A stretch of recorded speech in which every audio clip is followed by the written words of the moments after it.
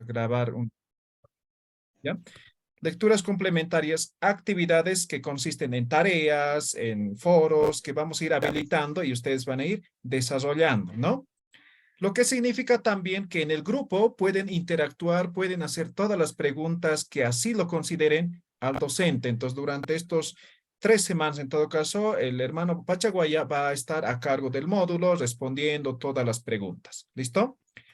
Una vez que terminemos estos 2 semanas, es decir, este primer módulo que dura 2 semanas, vamos a tener una semana libre para que ustedes puedan completar todas las actividades y el trabajo final. ¿Ya? Después de esa semana libre, vamos a iniciar con el módulo 2, que sería arqueoastronomía andina, ¿no? Y va a estar a cargo del hermano Manuel de la Torre, ¿no? Ese es un astrónomo, ¿no? Van a desarrollar lo que es la astronomía andina, el calendario andino, los observatorios astronómicos andinos, todo eso van a desarrollar igual durante 2 semanas, ¿no? 4 clases sincrónicas y con lecturas y actividades en plataforma. Posteriormente, igual van a tener una semana de descanso, más que de descanso, para desarrollar las diferentes actividades que van a tener en plataforma. Luego vamos a iniciar con lo que son los fundamentos y principios de la cultura aymara quechua y va a estar a cargo del hermano Franz Laime Pérez, ¿no? Con quien van a desarrollar pensamiento seminal, el chachahuarmi, que tiene que ver con tema de género, carácter holográfico del pueblo aymara, miradas comunitarias de la vida, reciprocidad andina versus perspectiva capitalista, todo eso van a desarrollar con el hermano Franz Laime. Igual, de la misma forma, 2 semanas de clases y una semana para realizar actividades. En el módulo 4 van a desarrollar lo que es la epistemología andina o aymara en todo caso y va a estar a cargo del hermano Froilán Laime, ¿no? Con quien van a desarrollar la ciencia, la epistemología, el uñaña, el lupiña, el yatiña, el amuyaña, ¿no? Que son postulados epistemológicos que lo está desarrollando, de hecho, él, y tiene un libro también, seguramente los va a compartir en PDF y ahora está con otro libro que tal vez acabe y los van a compartir también con ustedes. ¿Listo? De la misma forma, igual 4 sesiones sincrónicas durante 2 semanas y una semana para desarrollar actividades. Y en el último módulo vamos a desarrollar lo que es el taller de investigación y difusión. Él mismo va a estar a cargo de mi persona. Yo voy a estar desarrollando ese módulo en el cual vamos a desarrollar paradigmas y enfoques de investigación, diseño de investigación, técnicas, análisis e interpretación de los resultados. Vamos a enfocar este módulo a lo que es investigación cualitativa, ¿no? De tal forma que ustedes, al terminar estos 5 módulos, puedan desarrollar un artículo científico en base relacionado con lo que es cosmovisión andina. De esa forma está estructurado y ustedes aquí en este documento que también está en plataforma, que también en su momento les he compartido, van a poder encontrar. Estas son las fechas de las sesiones, ¿no? El módulo 1, el 11 de julio, que es hoy, el jueves, el 13, el siguiente martes, el 18, el siguiente jueves, el 21, ¿no? Entonces, ya tienen las fechas, salvo que pase alguna situación de fuerza mayor, podemos suspender, ¿no? Caso contrario, vamos a cumplir todo este calendario, ¿listo? Entonces, también tienen los documentos, ahí está el profesorado para los que quieran conocer, ¿no? Un poco cuál es su trayectoria, cuáles sus actividades que desarrollan. Y algo importante, ¿no? Como fin, es decir, para la conclusión, como conclusión del programa, como les decía, en el módulo 5, vamos a estructurar, vamos a desarrollar un artículo científico. Entonces, ese es el trabajo final del programa, del diplomado como tal. Entonces, todos tienen que desarrollar un artículo científico, ¿no? Entonces, de esa forma vamos a garantizar el aprendizaje de lo que es el cosmovisión andina en este caso, ¿no? Los títulos van a ser otorgados por lo que es la Universidad Pontifical Catholic University, ¿no? Los certificados son físicos. En las 2 versiones anteriores los hemos entregado Y a los que eran del exterior, por ejemplo, en esta versión igual tenemos, en la anterior versión teníamos de Brasil, teníamos de Ecuador, teníamos de Perú, ¿no? Y también teníamos de Chile, los hemos enviado por courier, ¿ya? Entonces, los que están en La Paz y los que están en el interior, ¿no? Se entregan de forma física, a los que están del exterior también y lo mandamos por courier, ¿listo? Entonces, tiene una carga horaria de 450 horas, ¿listo? Entonces, básicamente eso es el desarrollo de lo que sería el diplomado en Cosmovisión Andina. Estamos hablando que a finales de octubre aproximadamente vamos a terminar el programa del diplomado. Les agradezco a todos por haber participado o por participar en este diplomado que estamos dando inicio el día de hoy. No sé si tienen alguna consulta para ya dar inicio a lo que sería propiamente el módulo 1.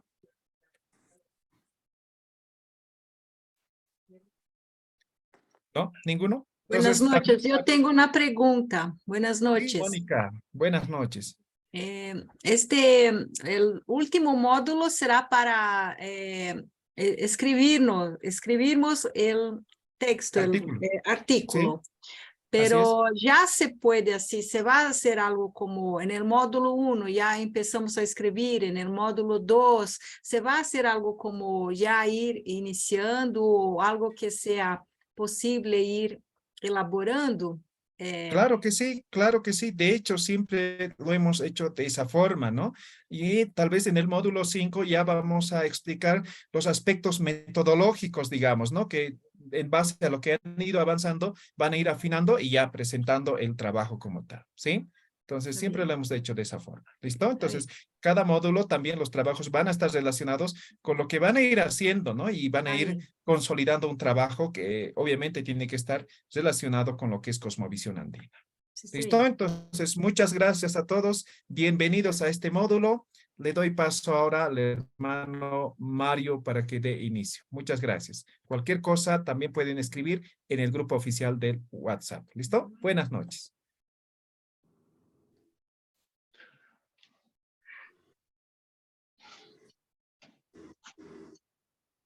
Muchas gracias, estimado hermano Román. Agradecer por la invitación y por la excelente presentación de este diplomado, denominado Diplomado de la Cosmovisión Andina en su versión 3.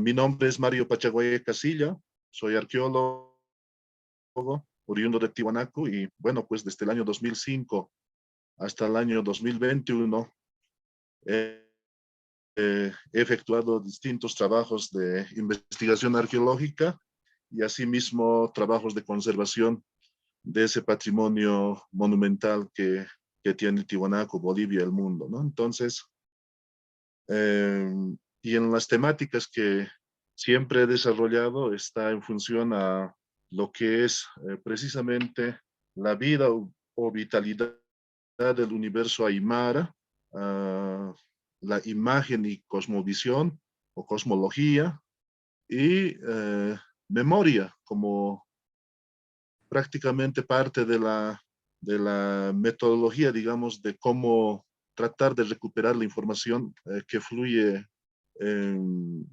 en los abuelos, las abuelas, ¿no? Que son los interlocutores que tienen tanta información y en base a eso tejer una nueva epistemología, una nueva ontología que sea capaz de centrar y capaz de prácticamente, ¿cómo podemos decir? De demoler el sistema occidental de conocimiento que ha tenido prácticamente un dominio absoluto, ¿no? Sobre nuestra visión, sobre nuestra cosmovisión. Entonces, eh, prácticamente el módulo 1 y esta sesión 1 vamos a desarrollar en función a estos conceptos y categorías que van a servir de orientación y sobre todo como una directriz para que cada uno de nosotros podamos, pues, en función a eso, desarrollar trabajos en base a un nuevo enfoque, digamos, que no sea la moderna occidental, que prácticamente ha negado, digamos, el conocimiento nativo, el conocimiento andino, amazónico, ¿no? Entonces, eso prácticamente ha sido una acción generalizada, digamos, por parte de la academia occidental y occidentalizante, ¿no? Entonces, como pueden ver, vamos a partir de estas categorías muy propias, ¿no? Que salen, pues, de las comunidades, de los ellos, de las marcas, ¿no? Y en función a eso, trabajar futuras investigaciones. Bueno, quisiera que para empezar un poco, aunque somos varios, pero nos presentemos. Yo quisiera conocerles así a grosso modo, ¿no? ¿Quiénes son los participantes de este diplomado y por qué del interés, digamos, de formar parte de este curso tan importante para nosotros? Porque se comparte prácticamente lo que tal vez en muchos momentos o en muchos escenarios ha estado invisibilizado. Entonces doy paso a Katia, por favor. Eh, Se presenta y así de manera bien sintética, por favor. Sí, bueno, mi nombre es Katia Quiroga. eh, Soy economista de profesión, estoy haciendo un posgrado en economía también. Y bueno, me he inscrito al curso porque soy de La Paz. Siento un arraigo muy fuerte con la región andina, muy, muy fuerte. Entonces creo que como parte de eso, quisiera saber más sobre la cosmovisión andina, que es algo que, como estaba mencionando, se ignora incluso dentro de la región, a pesar de que es tan importante. Entonces, por eso estoy escrita aquí. Muchas gracias. Damos paso al hermano Pablo Ortega. Gracias y buenas tardes a todos, al profesor también. Mi nombre es Pablo Ortega, yo soy del sur de Chile, en la zona de la región del Biobío. Y bueno, toda la vida profesional he estado ligado a las comunidades mapuches y he ido interiorizándome en su cultura, el tema, y de ahí pienso en América entera, en América Latina, y creo que es necesario reconstruir un pensamiento y una continuidad histórica en América Latina. Tenemos que rehacer nuestros países, es mi opinión, y por eso estoy haciendo este diplomado para integrarlo con los conocimientos o las experiencias que ya tengo. Soy abogado de profesión, pero me dedico básicamente a la asesoría a comunidades mapuches y bueno, en ese plano ha sido mi trabajo. Gracias. Muchas gracias, hermano. Damos paso a la hermana Mónica. Buenas noches, soy Mônica Huanca, nací en La Paz y vivo en São Paulo desde los 3 años. Y como dijo Katia, yo siento muy fuerte esta conexión y con toda nuestra historia, con todo que se relaciona a nuestros orígenes andinos. Y hace un año atrás, un año y medio atrás, yo pude hacer un curso de Aymara básico con el profesor Román y ya desde entonces, desde antes ya estudiaba, ya empezaba investigaciones propias con, así, textos o autores que a lo largo del tiempo fui conociendo, pero ahora me encanta mucho poder estudiar y escuchar y compartir con ustedes. Mi formación también es en economía, pero ya no trabajo en esa área. Y ahora yo tengo una actividad de psicoterapeuta y también soy astróloga. Y vivo en São Paulo y tengo así también así contactos con personas que están en La Paz, algunos familiares, y también la comunidad boliviana acá en São Paulo. Buenas noches. Muchas gracias. Muchas gracias. Bueno, hablamos con el hermano Galo Chávez. Adelante, por favor. Bueno, buenas noches a todos. Primero, disculpas, la cámara de mi máquina está, bueno, no está funcionando bien. Bueno, el interés es porque yo trabajo en el magisterio, vivo en Cochabamba, soy paseño, aymara, y considero que un poco se me hace, parece que me falta algunos procesos de enseñar música más nuestra música andina. Entonces creo que un diplomado me va a alimentar para llenar esos vacíos.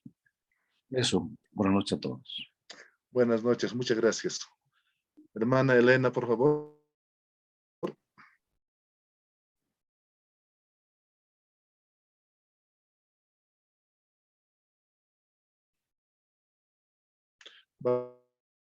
Vamos con la hermana Natalie Quiroga.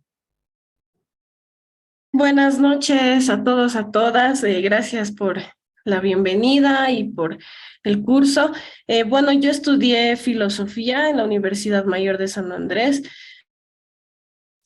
Entonces me llama mucho el tema de la ontología, la epistemología, ¿no? Y soy creyente de este pluralismo epistemológico y me encanta mucho la cosmovisión, ¿no? Soy profesora también del colegio y bueno, ahí se ve la cosmovisión andina, la amazónica, ¿no? Esa manera diferente de ver el mundo, la naturaleza. Entonces, eso me interesó mucho, me llamó mucho la atención, entonces es por eso que estoy acá en el curso.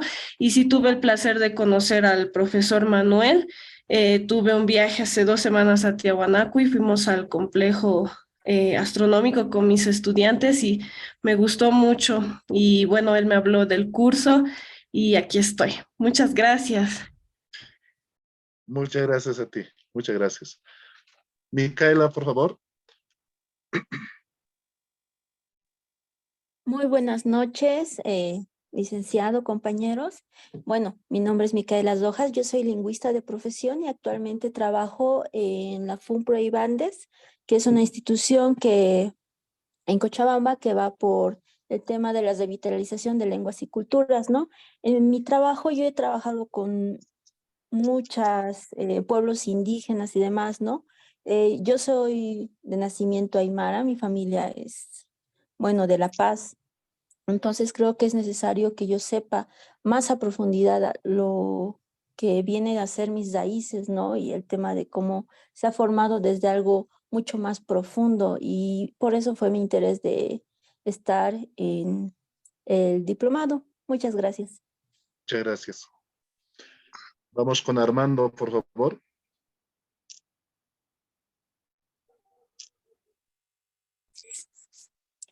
Muy buenas noches. Hermano Armando. No sé si me escuchan bien. Bueno, pasamos. Adelante, adelante, adelante. Buenas noches, compañeros. Justamente quien habla es el profesor, yo soy profesor Armando Nomán Chacabica. Me quedaré, no me sé el curso, estoy acá. ¿Ya? Listo, vidita, que te vaya bien, te cuides. Chao.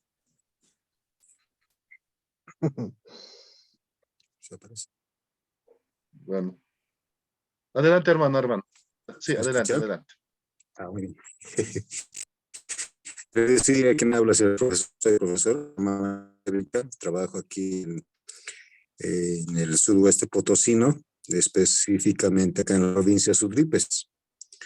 Me interesó este curso de este diplomado, puesto que tengo raíces también de una cultura bastante interesante. Estaba un poco de algunos libros, materiales que me incitaron a que pueda ser parte de este diplomado, ¿no?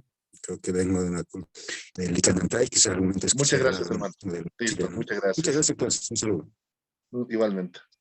Edwin, por favor.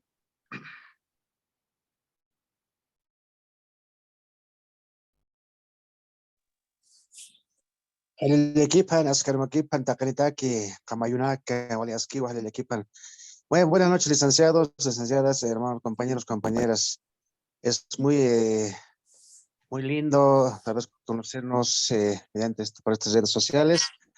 También el curso, porque el diplomado me interesa mucho, que también soy yo de hablar región Aymara, habla Aymara, soy nacimiento Aymara, y muchas gracias. Gracias, hermano Edwin. Damos paso al hermano Miguel Ibarra.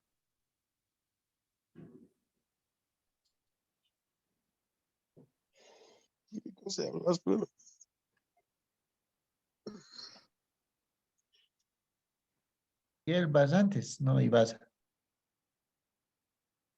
Hoy Miguel y pasa. ¿Ya se ha presentado, perdón? No, no, pero igual, Ah, pues aprovecho. Barrantes. Sí, aprovecho, así Sí, sí, igual. buenas Un gusto saludarlos a todos. Mi nombre es igual Miguel Barrantes, soy de profesión ingeniero agrónomo. Ah, creo que hay un micrófono por ahí, Natalie. Natalie está con el micrófono creo, por ahí. Ahora Y sí, soy, está. soy de profesión ingeniero agrónomo. Soy técnico de la Fundación Proimpa, igual estoy haciendo un posgrado en la San Simón. Un poco el trabajo que vamos realizando aquí, justo por eso me ven abrigado, estoy en Patacamay, está haciendo un frío fuerte por aquí. Y en esta área de acción estamos haciendo varios trabajos de investigación en lo que son variedades de papa, quinoa y hortalizas, ¿no? Y dentro de la investigación que vamos haciendo, un poco he ido viendo que hacemos tanta investigación tecnológica y profundizamos varias cosas que a veces muchos de los principios están en nuestra cultura aymara, ¿no? O en nuestras propias culturas que tal vez deberíamos un poco, si hacemos esta investigación científica, también tomar parte de esto y tal vez poder medirlo como son algunos indicadores que vamos teniendo, ¿no? Entonces, creo que es importante este diplomado para poder justo hacer esa vinculación tecnológica con nuestra cultura y poder tener resultados y mostrar con datos que también nuestra cultura aporta hacia el cambio climático y otras acciones que van teniendo, ¿no? Así, muchas gracias y gusto conocerlos. Muy interesante, hermano. Muchas gracias. Vamos con Helmut, por favor. Buenas noches, mi nombre es Helmut Kisbert, soy ingeniero en sistemas de profesión. Toda mi familia somos aymaras del occidente en Oruro.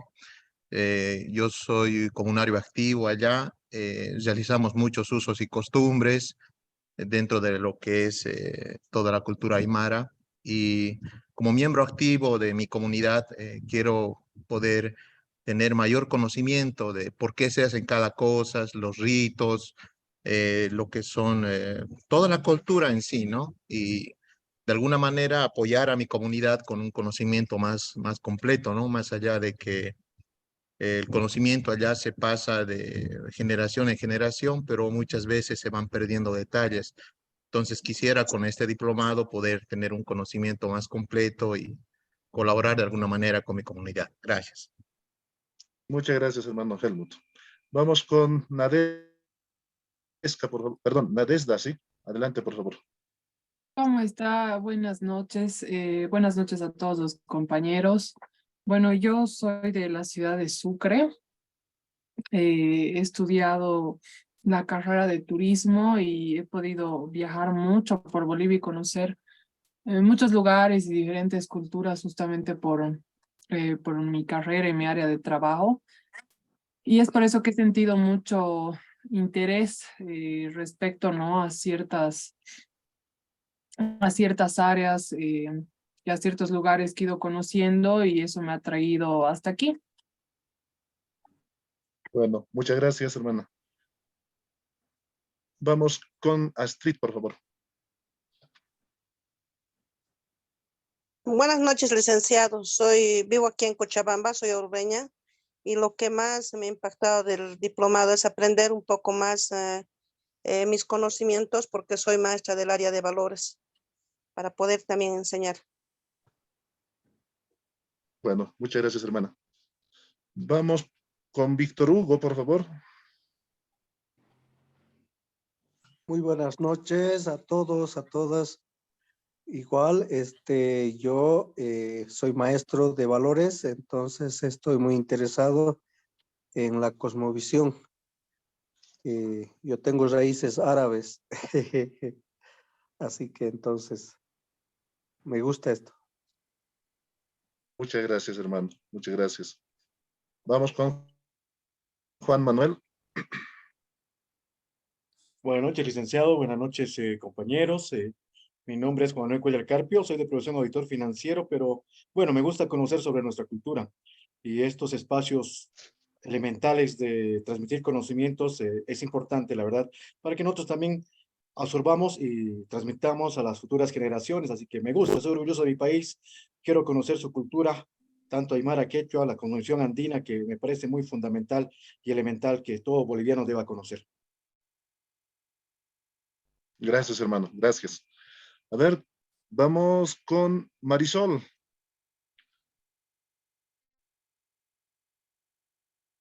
Askiari Arumaquipanaya, Gilata, Culiaquitanaka. Bueno, yo soy Marisol, soy de La Paz, pero ahorita vivo en Cochabamba. He estudiado lingüística en La Paz.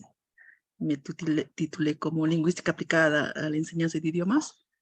Y pues estoy enseñando idiomas nativos, idiomas extranjeros. Y me interesa mucho de la cosmovisión porque es un reencontrarse, ¿no? Hemos perdido varios conceptos, ¿no? Entonces, por eso me llamó mucho la atención y pues estoy muy emocionada, como dije, ¿no? En el foro de participar en este curso. Muchas gracias. Bueno, muchas gracias, hermano. Vamos con el hermano de ahí, de la esquina, de la esquina izquierda. El hermano que tiene gorra, por favor. Buenas noches, hermano. Buenas noches. Muy buenas noches a toda la sala. Un gusto de saludarles a cada uno de ustedes. Mi nombre es Pedro César Condori Cruz, de Puno, Perú. Nacimiento aymara, plenamente identificada con la lengua y cultura aymara. Tengo una maestría en educación bilingüe intercultural y sumamente entusiasmado en sumar conocimientos y saberes ancestrales de nuestros pueblos. Por eso es el motivo de estar junto a ustedes. Felicito a la institución que está organizando este curso. Creo que vamos a salir ganando. Muchas gracias. Gracias, hermano, gracias. El hermano que está ahí, por favor, con su chaqueta café, creo. No tiene Sí, sí, por favor, adelante, hermano. Tu micrófono, por favor, tu micrófono. Está silenciado tu micrófono, hermano. Gracias, gracias. Decía, buenas noches, licenciado Mario, un gusto conocer a todos. Y bueno, yo me llamo David Ureña Oquendo, de profesión abogado y policía, además de politólogo, muy inquieto por asumir y compartir conocimientos, sobre todo en materia de cosmovisión andina. Es una manera de retrotraer y sobre todo, ¿no?, conocer nuestras prácticas culturales. Yo soy norte potosino, me gusta la música, practico la música ancestral, lo que decimos la música autóctona. Entonces, muy deseoso de compartir y adquirir conocimientos. Gracias. Gracias, hermano. Por último, vamos con Linquilla, perdón, no puedo pronunciar. Adelante, hermana Lin.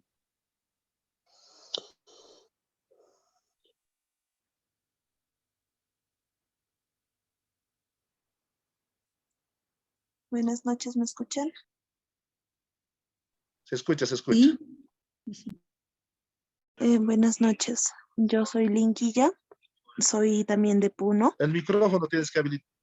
¿Ahora se escucha o no? Ah, ya, ahora sí. Estoy habilitando, ok. Yo soy Sí, Linquilla. se escucha perfectamente. Soy de Puno y tengo raíces y origen aymara por parte de mi madre. Entonces, esa sería mi presentación. Muchas gracias. Gracias, hermana. Gracias. Hermano Mario, yo ¿Quién no más me falta del grupo, por favor? presenté. Yo falto, Adelante, hermano, hermano. adelante. Buenas noches, hermanos, a Sí, todos. adelante, Soy adelante. Elena. Ya. ¿Se escucha mi voz? ¿Aló? ¿Se escucha mi voz? Sí, se escucha. Sí. Ya, soy Elena. Soy licenciada en enfermería. Mi curiosidad es, más que todo, me he inscrito a este diplomado porque me interesa profundizar mis conocimientos. Yo soy de origen aymara, mi familia son aymaras, y de muy pequeña viví muy lejos, y entonces es mi saber conocer más sobre la sabiduría de nuestros pueblos andinos. Entonces, por eso estoy con ustedes y también para poder aprender todos los conocimientos que usted va a compartir con nosotros. Eso sería. Muchas gracias, hermana Elena. ¿Alguien más del grupo falta presentarse?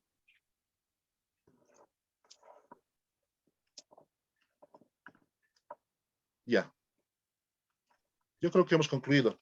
Muchas gracias. Así por lo menos un poco sabemos, ¿no?, de dónde somos, en qué labores prácticamente nos desenvolvemos y bueno, pues al final vemos, ¿no? Muy disperso, ¿no? Las especialidades que cada uno tiene, pero sin embargo, vamos a confluir en este grupo, aprendiendo un poco de cosmovisión andina y puntualmente la cosmovisión aymara, ¿no? Entonces, vamos a dar inicio a nuestra sesión, prácticamente ya con mostrando ya las presentaciones y bueno, pues en función de eso, ustedes hacen el seguimiento y al final, si hay algunas dudas, algún comentario, lo hacen por favor. Entonces, damos inicio, ¿sí?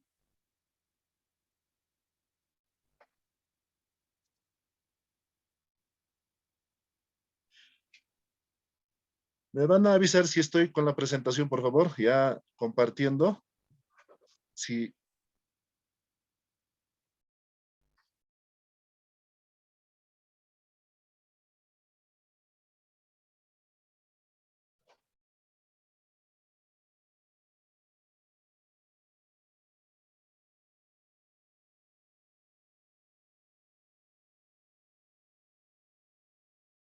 ¿Se ve, por favor, alguna presentación? Se ve la Se ve pantalla. el Zoom. Se ve la pantalla El Zoom, principal. pero la imagen. Solo Zoom. Solo Zoom. Uy. Entonces.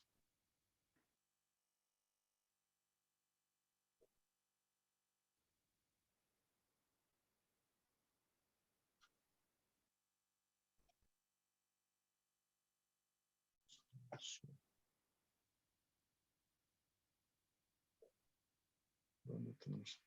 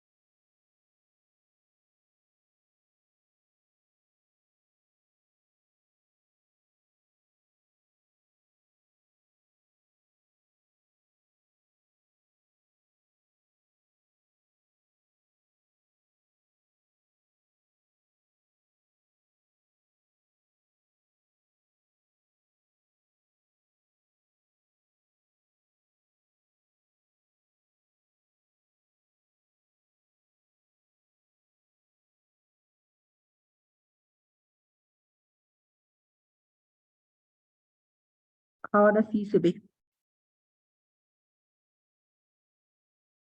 Se ve, sí, la presentación. Ya, todos están observando, ¿verdad? Gisa, Gisa. Sí. Liz, observa, Ya, Lice. Bueno,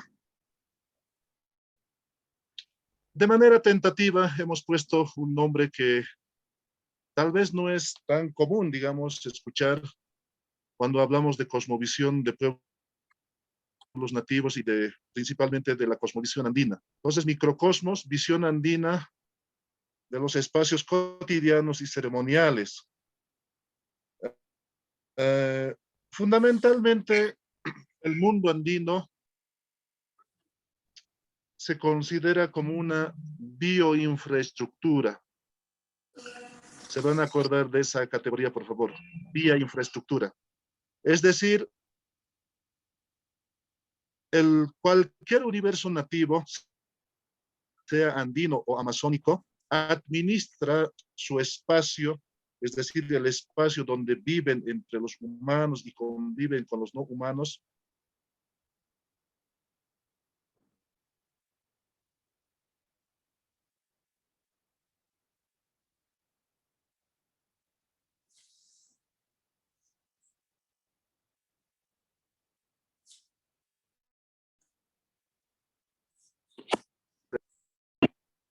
Las montañas tienen vida porque hablan y además de eso es el útero de donde emerge la vida, humanos o de algunos animales. Las nubes, los que saben aymara, saben perfectamente cuando llamo cayucha. Es como el tornado que va colgando del cielo hasta el suelo, ¿no? En la concepción andina, eso se considera como un tubo ovárico, de donde emergen, por ejemplo, anfibios, es decir, sapos, peces o serpientes. Entonces, esta forma, digamos, de asumir, digamos, esa realidad es prácticamente panandino. No se limita solamente a un pueblo, a una illo o una marca, ¿no? Por ejemplo, el origen de la quinoa. La quinoa emerge del ojo del cóndor. Y hay una quinoa que lo llaman en aymara kunturnaira. Una kunturnaira quiere decir ojo del cóndor, porque es una quinoa roja, ¿no? Entonces, la quinoa emerge del ojo del cóndor. La papa emerge o nace, digamos, de los huevos del cóndor. Entonces, hay una infinidad, digamos, de nacimientos extrauterinos. Es decir, los humanos no necesariamente nacen de humanos. Los animales no nacen necesariamente de animales. Las plantas, es decir, toda la vegetación, no nace necesariamente de esa vegetación. Entonces, quiero que un poco vean y hilvanen las ideas, ¿no? Sin embargo, en el mundo occidental, vamos a oponer, ¿no?, esto a la noción de vida del mundo occidental. Y fundamentalmente, Carlos Linneo, ¿no?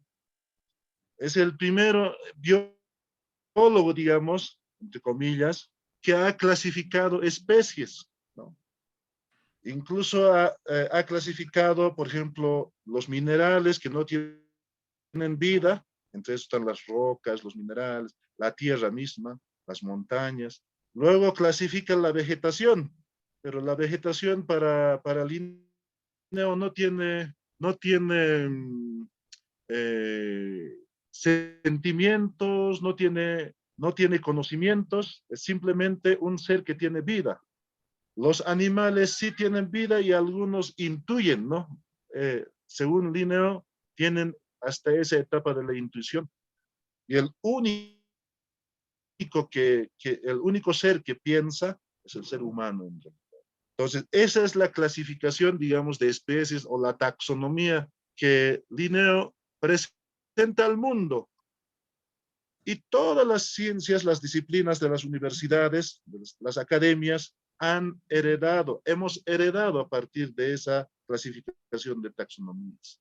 Entonces, cuando nosotros hablamos de animales, de las plantas, de los minerales, de los hongos, de los insectos, prácticamente le damos una categoría despectiva con relación al razonamiento, ¿no? El razonamiento del ser humano. Es decir, consideramos que solamente los seres humanos somos los seres pensantes, ¿no? Y mientras que el resto del mundo, los vegetales, los animales, prácticamente no piensan, ¿no? No razonan. Entonces, esa forma, digamos, esa lógica de pensar, ese pensamiento prácticamente hemos heredado nosotros de Europa y puntualmente de Linneo, ¿no? Entonces, eso quiero que un poco pongan sobre el tapete y vean cómo vamos a ir diferenciando los sistemas de pensamiento que vamos a ver poco a poco, ¿no? Ahora, cuando hablamos de microcosmos, cosmovisión andina, estamos hablando pues prácticamente de un espacio de un universo lleno de vida, es decir, multiplicidad de seres que van poblando ese universo. Y bueno, pues hay antropólogos que en estos últimos años han desarrollado categorías muy importantes, ¿no? Que prácticamente van rompiendo las barreras, esos límites que habían entre cultura, naturaleza, esos límites que habían entre lo natural y lo sobrenatural, esos límites que habían entre los humanos y los animales. Entonces, todas estas barreras se van difuminando, es decir, se van rompiendo y al final vamos a llegar a entender de que la vida es parte de la vida. La vida permanente fluye a partir de otras vidas, de otras corporalidades, de otros almas. Y esto vamos a ver también en las próximas sesiones, ¿no? que nos toca presentar. Entonces, el objetivo fundamental de esta sesión es, ¿no?,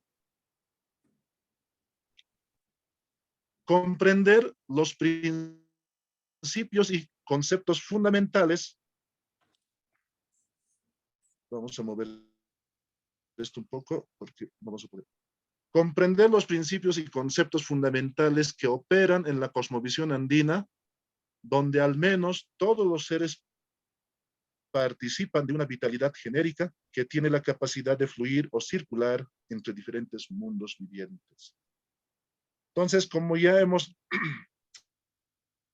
un poquito ya nos hemos anticipado esto, vamos a ver cómo el hombre y la mujer de los Andes, y no solamente tenemos que limitarnos a los Andes, ¿no?, sino que casi todos los pueblos del mundo, sobre todo de América, aquí de Latinoamérica, tienen los mismos principios, ¿no?, los mismos valores. Entonces, el universo de ellos es prácticamente un universo vivo, un universo donde los seres van metamorfoseándose, van transformándose, un universo que a partir de la comensalidad o de la alimentación de un ser al otro, va mezclando, ¿no?, su corporalidad y va, de acuerdo a esta concepción, va prolongando la vida de generación en generación. Entonces, no olvidemos de que el mundo occidental, moderno, eurocéntrico, nos enseña de otra forma, ¿no? Es decir, la metamorfosis, por ejemplo, de la vida, cuando el zorro se convierte en hombre y nuevamente se transforma de hombre a zorro, lo mismo del cóndor, cuando la vegetación se transforma en humano, ¿no? Eso han escuchado en mitos ustedes seguramente, y estamos llenos de esa información, ¿no? Entonces, para el mundo académico, este tipo de valores que nosotros estamos visibilizando ahora no tiene sentido, porque sencillamente no es parte de la ciencia, ¿no? Y más bien es parte de una poética, no sé, andino, amazónico, es parte de una, no sé, de una mística, digamos, que sirve como una información colateral, pero menos es ciencia, ¿no? Ese es el enfoque, lamentablemente, que hasta nosotros hemos heredado hasta nuestros días, ¿no? Entonces, el objetivo de esto también es cómo tratar, digamos, de romper estas barreras que no nos han dejado pensarnos a nosotros mismos. Es decir, ¿por qué siempre nos han pensado a nosotros, ¿no? Cuando nosotros tenemos todas las herramientas, ¿no?, para pensarnos a nosotros mismos, ¿no? Entonces, es el objetivo fundamental también, ¿no? Aparte de que el mundo es un universo vivo, ¿no? Pasamos a preguntarnos qué es la cosmovisión. Prácticamente la cosmovisión se teje desde la territorialidad, desde ese universo viviente, desde esa bioinfraestructura, ¿no? Entonces, aquí lo que tenemos que tomar en cuenta es que cada pueblo, cada unidad social, sea aymara, quechua, guaraní, etcétera, etcétera, va a tejer la sustancia de su cosmovisión a partir de su territorialidad, a partir del espacio circundante.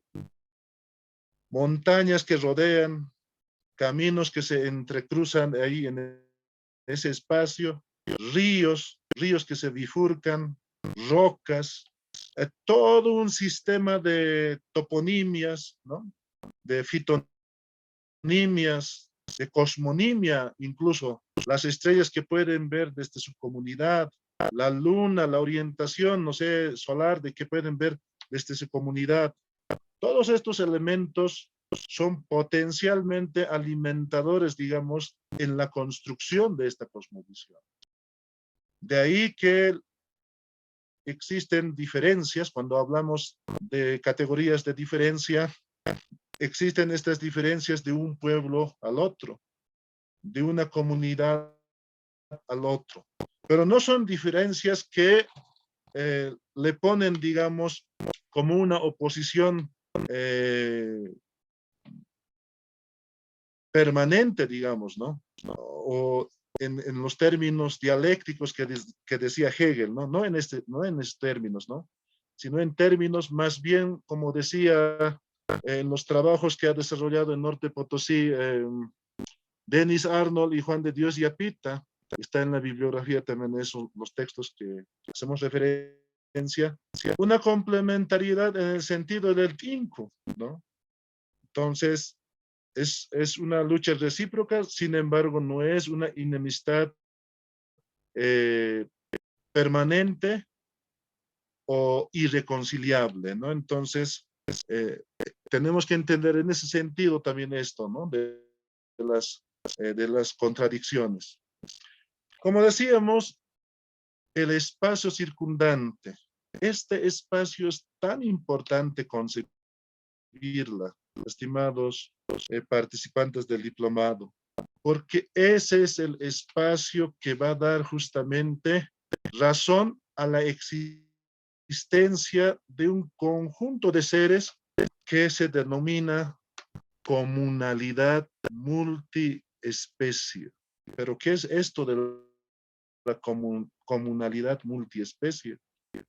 Ni siquiera es una comunidad. Nosotros normalmente hablamos de comunidad simplemente en referencia a los seres humanos, pero cuando estamos hablando de una comunalidad, estamos incluyendo a todos los seres que existen en ese universo, ¿no?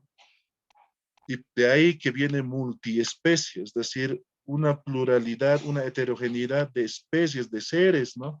Que interactúan, ¿no? Que generan sintonías, ¿no? Que generan también hostilidades, contradicciones, es decir, todo un sistema, ¿no? Todo un sistema de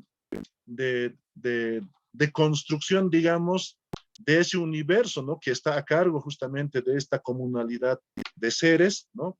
Que se presentan en multiespecie, no solamente en una sola especie, ¿no? Entonces, de ahí podemos denominar cosmovisión, es decir, el cosmos relacionado con el espacio telúrico, cósmico, y la visión, obviamente, de cómo vas tejiendo, de cómo vas construyendo, digamos, tu universo en función a todos los seres que te rodean, ¿no? Entonces, la cosmovisión prácticamente nace de ahí, ¿no? Es decir, los seres humanos cómo miran su universo a partir de su lugar de existencia, ¿no?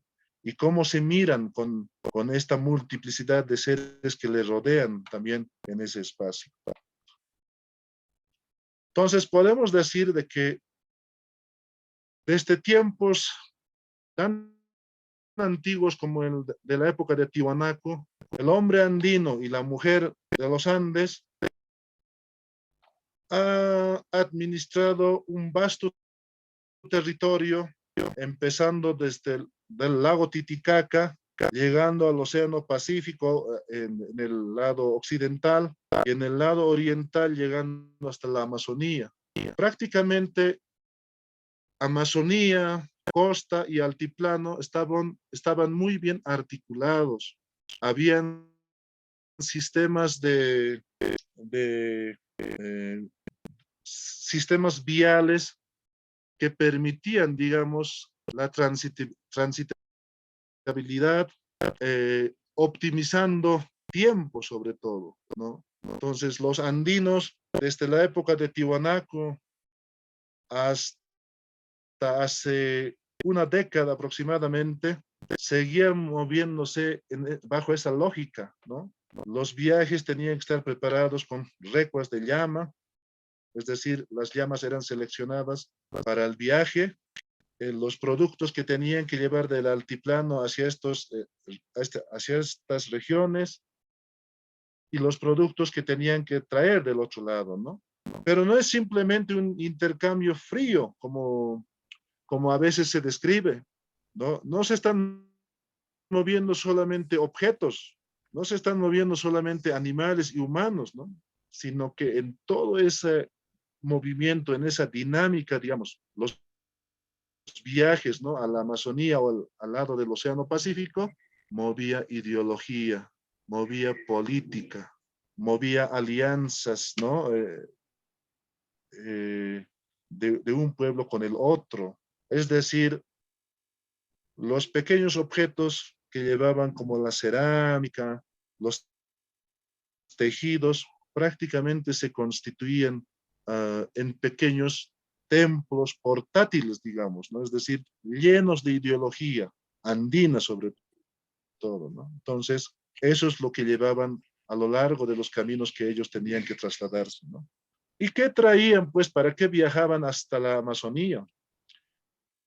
Hasta la actualidad no vemos ningún asentamiento arqueológico en el lugar. Sin embargo, accesibilidad era pues para intercambiar, ¿no? Productos y sobre todo para acceder directamente a los recursos, ¿no? Es decir, a los recursos como por ejemplo la coca, la ayahuasca, por ejemplo, de la Amazonía, entre Perú y Bolivia, la chonta, que es una madera muy fuerte para elaborar estatuillas, vajillas igual ceremoniales de madera, traían plumas de diferentes aves, ¿no? Y de diferentes colores, e incluso traían guacamayos, ¿no? Vivos. Seguramente traían, lo cazaban así vivos y lo trasladaban eso hasta el desierto de Atacama. Imagínense cuántos kilómetros de distancia han tenido que trasladar estas guacamayas desde la Amazonía hasta Atacama. Es impresionante. Hay varios artículos arqueológicos que en estos últimos tiempos demuestran estos estudios, ¿no? Guacamayas que han sido momificadas, guacamayas que han sido enterradas junto a los señores del desierto de Atacama, ¿no? Entonces, es impresionante la cantidad de materiales que han movido, digamos, en tiempos de Tiwanaku. Ahora bien, aquí vemos en la imagen del lado izquierdo podemos ver la imagen del paisaje prácticamente de los Andes, ¿no? Escarpada entre las serranías, los ríos, el lago Titicaca. Entonces, al otro lado vemos una imagen, ¿no? Una posible, digamos, reconstrucción de lo que hubiera sido Tiwanaku en su momento de auge, ¿no? Estamos hablando del año 500 al 1100 después de Cristo. Entonces, lo que nos interesa de esta imagen es cómo el hombre andino y la mujer que la acompaña han tenido que percibir todo este paisaje. Tenían que recorrer, unos se quedaban en su localidad, había grupos que se tenían que mover de una región a otra, y en toda esta trayectoria, digamos, ellos han perfeccionado lo que era la cartografía andina, ¿no? Es decir, en términos muy nativos, ¿no? No estamos hablando de una cartografía occidental, ¿no? Entonces, es decir, como una especie de mapa, ¿no? Que ellos elaboraban, y en función de eso han empezado a diseñar sus pueblos, en este caso Tiwanaku, ¿no? Tiwanaku prácticamente, la arquitectura de Tiwanaku obedece a una multireferencialidad, ¿ya? De seres en este caso. Hay referencias de vegetación, hay referencias atmosféricas, hay referencias de una montaña, de un río, del agua. Entonces, en función a estos elementos, han construido esta ciudad de Tiwanaku, ¿no? La pirámide Capana y de Pumapunku, por ejemplo, encarnan, digamos, lo que son las serranías y las montañas. Y sabemos que las serranías y las montañas son los apus, ¿no? Son seres tutelares que se consideran protectores y también dadores o los que otorgan la vida en este caso. El templete semisubterráneo y los otros templetes que están, por ejemplo, aquí en Putuni, ¿no? Son espacios que están relacionados con el agua, con los lagos, ¿no? Entonces, hay investigaciones arqueológicas que mencionan de que en algún momento, digamos, de la vida ceremonial, los mismos tiwanacotas utilizaban estos templos hundidos como espejos de agua. Entonces, si uno podría haber visto, digamos, desde la parte alta, entonces tenían estos espejos de agua en iconografía. Imagínense, pero una iconografía muy sagrada durante los momentos de ceremonia y las ritualidades prácticamente. Entonces, de esa manera han tenido que articular este microespacio, lo vamos a denominar, ¿no? A comparación de un país, de una geografía tan amplio, como han tenido que abstraer ciertas cosas y construir una ciudad completa como el de Tiwanaku. Ahora bien, los achachilas y el diseño de los entes ceremoniales. Prácticamente, si bien en la Amazonía hay una vegetación muy espesa, árboles, ¿no? Entonces, eso es prácticamente lo que modula el pensamiento de los pueblos de la Amazonía, de los nativos de la Amazonía, ¿no? Los ríos, los árboles, la fauna del lugar, todo eso. Sin embargo, en los Andes tenemos montañas, y las montañas son prácticamente los seres que modulan el pensamiento de los seres humanos, ¿no? Entonces, por eso, por ejemplo, aquí tenemos una imagen de Concohuancán, que está al sur del lago Titicaca, aquí en Bolivia. Es un espacio muy sagrado y sobre todo muy poblado en su momento. Hablamos del año 500 a 1100 después de Cristo. Entonces, ¿cómo está orientado este templo? Las piedras verticales están ahí. Y la grada, digamos, la escalinata que perfectamente está orientado hacia la montaña del Sajama. Y el Sajama está en la cordillera occidental de Bolivia, justo ahí en el límite, digamos, con la hermana República de Chile, ¿no? Entonces, ahí está prácticamente orientado este templo. Y al costado podemos ver prácticamente el Sajama, cómo es, ¿no? Una montaña muy alto, pero que de generación en generación cumple, ¿no? Esta función de modular los pensamientos. Es decir, uno puede preguntar, pero, o sea, ¿qué hace la montaña? ¿Qué hace la piedra? ¿Qué hace el río? ¿Qué hace la nube? ¿Qué hace el arco iris? ¿No? No, o sea, precisamente todos estos elementos, entre comillas, vamos a decir, pero no son elementos, son seres en realidad. Estos seres se van integrando a la vida de los seres humanos, y los seres humanos se van integrando a la vida de estos otros seres. De ahí hablamos de esa comunalidad multiespecie. Las montañas, como hemos dicho, proveen a los seres humanos vida, proveen alimentación, pero ¿en qué sentido? ¿En qué sentido el ser humano practica una geofagia, digamos? Es decir, se lo come a la montaña. Y los que conocen el mundo andino prácticamente, y me imagino que todos, se come la pasa, por ejemplo. Es una arcilla de color verde. Se come el chaco, como la pasa, pero es de color blanco. Se come la cal, ¿no? Que es el catawi, ¿no? Que es mineral. Se come la sal, que es otro mineral. Entonces, el ser humano va comiendo, es parte de la comensalidad, digamos, del ser humano, la montaña, el pie de montaña, no sé, el río, ¿no? Entonces, existe una geofagia. Y si vamos en esta línea, fácilmente podemos deducir que el ser humano con esa montaña genera una geontología, como se puede decir, ¿no? Entonces, la epistemología y el conocimiento nacen a partir de estas relaciones múltiples que tiene el ser humano con otros seres que están ahí en su comunidad, ¿no? Entonces, eso quiero que se entienda muy bien, ¿no? Es decir, no solamente el ser humano es el que genera conocimiento, sino que son estos otros seres que posibilitan, ¿no? A que se genere el conocimiento que los seres humanos practican también, ¿no? Entonces, tiene mucha incidencia esto en la cosmovisión y en la cosmología, ¿no? De los seres humanos, de los Andes fundamentalmente.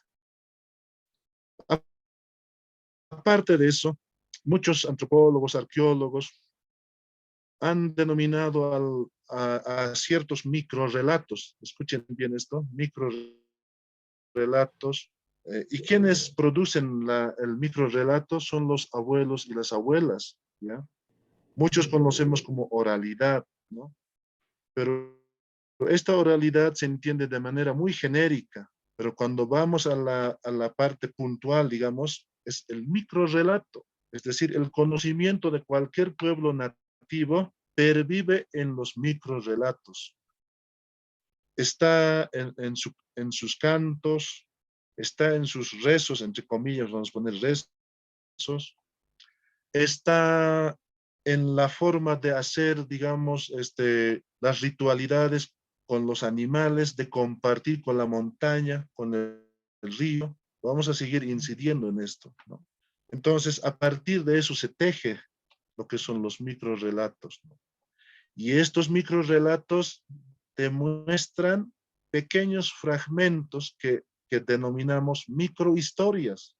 Entonces, el saber de las comunidades nativas pervive hoy en día, a pesar de la fuerte golpe, digamos, del colonialismo, la colonia, pervive en estos pequeños microrrelatos. De ahí que es tan importante acudir, si hay en alguna comunidad una abuela, personas mayores, que prácticamente son como las bibliotecas andantes, ahí, como las bibliotecas ambulantes, de donde nosotros podemos aprender y construir conocimiento, ¿no?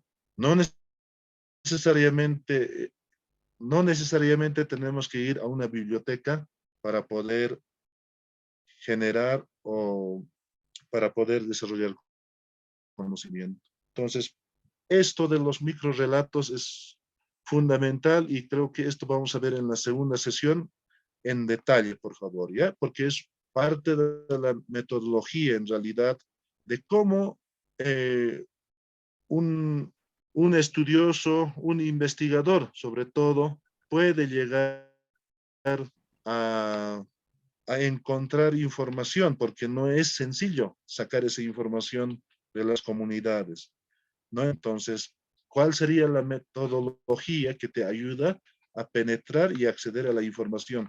En otras palabras, a copiar esa información que está centralizada en cualquiera de las comunidades, ¿no? De los pueblos andinos y amazónicos también. Bueno, prosiguiendo con lo que es el uso, el manejo, digamos, de los microespacios, ¿no? Aquí hablamos de la ritualización y memoria de los espacios ceremoniales y domésticos.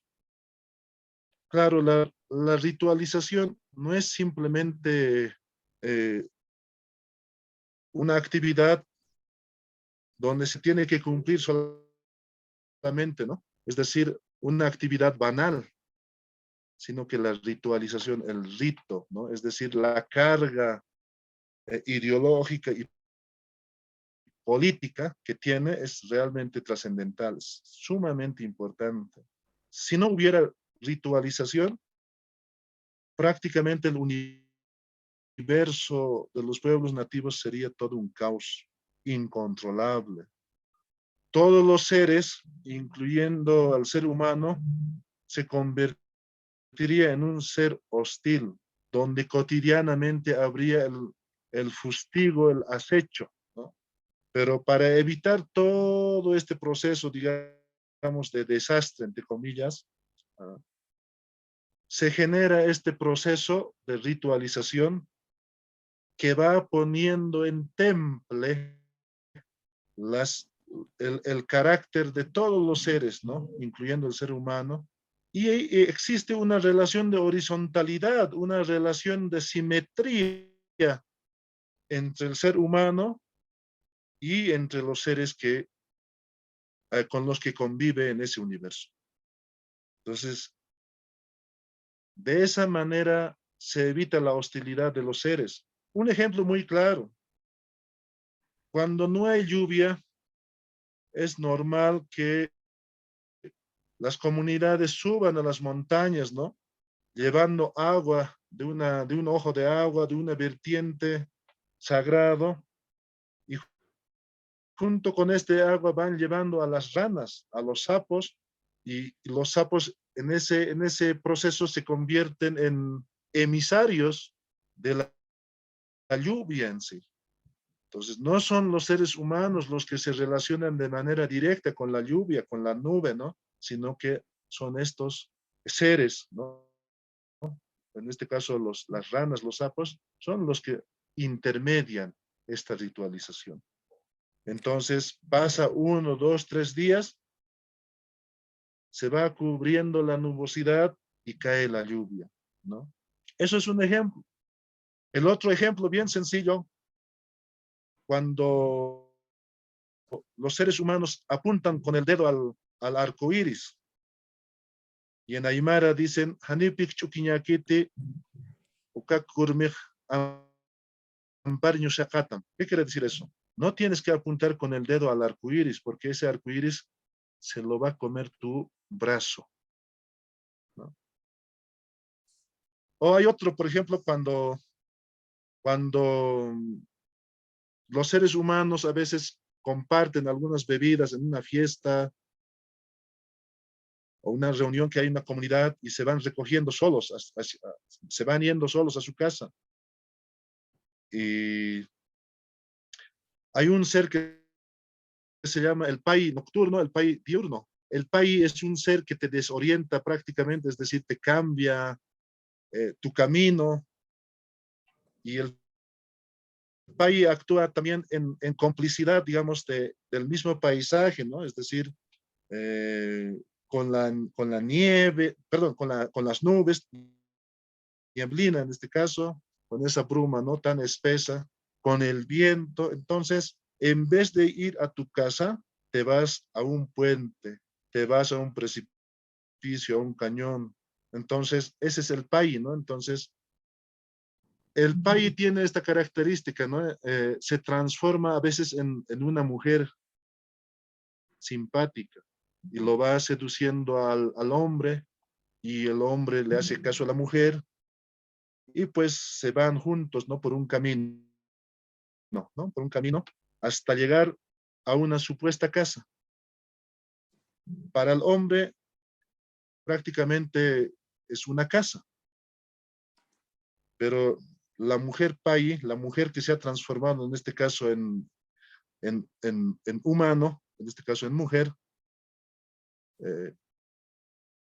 no lo ha llevado pues a una casa, sino que lo ha llevado a un montículo, o si no a un río, donde el hombre al día siguiente aparece muerto. Entonces son seres que predan, o sea, son depredadores, ¿no? O los árboles, por ejemplo, otro ejemplo, ¿no? El árbol que se planta ahí junto a tu casa y uno de los integrantes de la familia va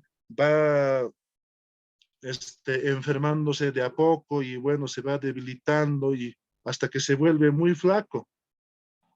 Y los abuelos y las abuelas dicen, ah, no, o sea, ese árbol se lo está comiendo a tu hijo o a ese familiar, porque estos árboles viven de la sangre y del aliento de esa persona que se está debilitando en la casa. Entonces, son miles de ejemplos que podemos dar, estimados participantes del diplomado. Entonces, eso es lo que implica una ritualización, ¿no? Una ritualización que prácticamente sirve de lazo, pero no es un lazo cualquiera, ¿no? Sino que es un lazo determinante. ¿Por qué determinante? Porque permite generar una cosmopolítica. Aquí no solamente hace política el ser humano, sino que el universo mismo, y dentro de ese universo los seres que hemos mencionado, hacen política. Entonces podemos decir de que la relación que existe del ser humano con estos seres no es simplemente de una interacción inocente, sino que hay intereses cosmopolíticas. Las plantas tienen su propia política, los animales también tienen su propia política, las rocas, las montañas, los lagos y el espacio celeste, el cielo, también tiene su propia política. Entonces, por eso es tan importante la ritualidad. No es como algunos que detestan estos conocimientos, estas prácticas culturales, lo denominan de manera despectiva, que eso es simplemente brujería, que eso es simplemente de los indios, eso es simplemente, no sé, pues de los pueblos atrasados, ¿no? Es decir, han dado cualquier denominativo para poder rechazar y eliminar estas prácticas. Pero como estamos viendo, son pues parte de un pensamiento muy propio, ¿no? Que permite generar epistemologías, que permite generar ontologías y, ¿por qué no decir, una filosofía? Pero una filosofía que integra seres con vitalidad, y para integrar seres con vitalidad necesitamos conocer cuáles son sus cualidades, cuáles son las acciones de distintos seres. O sea, ningún ser que vive en ese universo, aymara, quechua o cualquier otro pueblo, se queda quieto, estático. Siempre está en acción, ¿no? Entonces, por eso, en la segunda sesión vamos a ver cuál es el carácter específico, multiespecífico, y cuál es el carácter transespecífico de estos seres en cuanto a su comportamiento y en cuanto a su relación con los seres humanos. Bueno, hablamos de memoria de los espacios ceremoniales domésticos. Prácticamente la memoria lo vamos a ver en la segunda sesión, pero de manera muy genérica podemos decir que la memoria no solamente está concentrado en el cerebro o en la cabeza del ser humano. El mundo occidental nos ha enseñado de que el único ser que detenta, que concentra memoria, es el ser humano. Y es en la cabeza, ¿no? En el cerebro, en este caso. Pero desde la lógica de nuestros pueblos, vemos que la memoria prácticamente es una envoltura de ese universo. Es decir, la memoria fluye en todas partes, en diferentes grados, intensos o livianos, digamos, ¿no? Una piedra es prácticamente como un palimpsesto, como un archivo, porque una persona hace referencia a la piedra y se recuerda con este proceso de remembranza que llamamos. Y la remembranza es como una semilla en dormancia, es decir, cuando la semilla todavía no está brotando, está dormida, decimos, ¿verdad? En dormancia. Entonces, cuando ya es hora de brotar, brota y se hace un árbol, una planta. De la misma manera, la piedra, la montaña, el agua, todos los seres que hemos mencionado son depositarios de la memoria. Entonces, ahí es donde prácticamente nosotros tenemos que hurgar, ¿no? Para saber dónde se almacena la memoria de estos pueblos. Obviamente, aparte de los textiles, de la alfarería, de la cistería, es decir, objetos, paisajes, prácticamente son cuerpos que guardan memorias, ¿no? Y por eso es tan sencillo para un abuelo, para una abuela o cualquier persona recordarse, ah, sí, me recuerda esa montaña y empieza a narrar, pero una historia inmensa, ¿no? Sobre el acontecimiento que ha sucedido ahí, en ese lugar, de ese río, de ese cultivo, de esa casa, ¿no? Entonces, el paisaje mismo es casi una envoltura total, un palimpsesto universal, digamos, de la memoria, ¿no? Entonces, esto lo vamos a desarrollar en la segunda sesión. Bueno, tenemos aquí ya la narrativa de los espacios funerales, como prácticamente el muerto no es muerto. Escuchen, por favor, el muerto no es muerto en la concepción andina. Más bien se va metamorfoseándose de cuerpo en cuerpo, de especie en especie, de alma en alma, ¿no? Es decir, hoy somos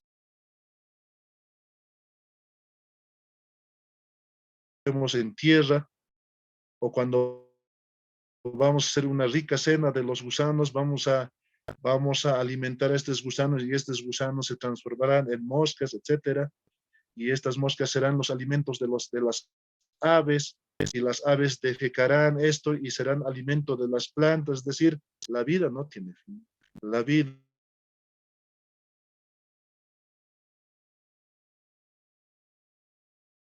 en los minerales, va fluyendo en los vegetales, va fluyendo en los animales. Entonces,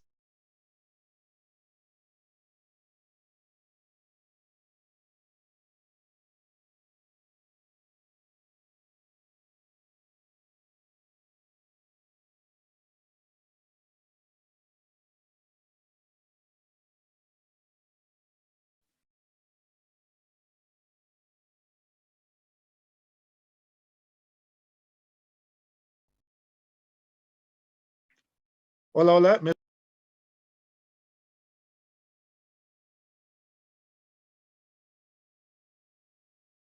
Hola, hola. Hola. Hola, creo que se bajó la señal. Sí, se bajó y salió, se fue. La última parte había cortes de señal. Hola, hola, ¿me escuchan? Sí, ya volvió. Ya estamos con señal. Sí, parece que está mal la señal del internet. Bueno, ¿pueden observar la presentación? Sí. Sí, se observa, dice. Sí, se observa. Ya, perfecto. Ya. Bueno, entonces, estábamos hablando de la narrativa de los espacios funerales, ¿no? Es decir, cómo la espectralidad, lo que llamamos el espíritu de los seres humanos o de cualquier otro ser, no termina siempre. ¿Escuchan, perdón? Muchas cosas, ¿no? Sí, se escucha. Lo he estado pensando y a lo mejor... Astrid tiene su micrófono Apaguen abierto. sus micrófonos, por favor. Apaguen sus micrófonos, por favor. Hay interferencia. Bueno, entonces hablamos de los espacios funerales que son espacios que albergan a lo que el mundo occidental ha denominado a los muertos, ¿no? Sin embargo, en la concepción andina no hay muertos, ¿no? Más bien hay todo un proceso de metamorfosis que hace que la vida ande infinitamente, hace de que la vida no tenga fin. Entonces son parte de estas narrativas, digamos, ¿no? Que los abuelos mencionan en las comunidades, y cuando el ser humano se desintegra de su comunidad, de su pueblo, y también se desintegra corporalmente a la hora de la muerte, no es que va a desaparecer definitivamente y para toda la vida, sino que se va metamorfoseando en en un animal, en el mismo mineral, en una vegetación. Entonces, todo esta concatenación, digamos, de seres hace posible de que el pensamiento de estos pueblos nativos sea totalmente distinta al pensamiento occidental, ¿no?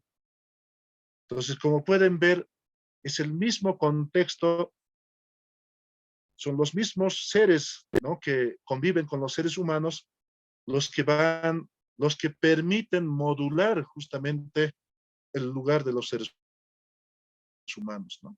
Bueno, lo mismo de las imágenes, microespacios que modelan el mundo, los monolitos, la alfarería, todo eso. Por ejemplo, tiene pues diseños, ¿no? De seres humanos, de animales, de plantas. Entonces, son pues, entre comillas, vamos a decir, como textos, ¿no? Como archivos que van centralizando la información, la historia de los pueblos, en este caso, de los pueblos andinos, ¿no?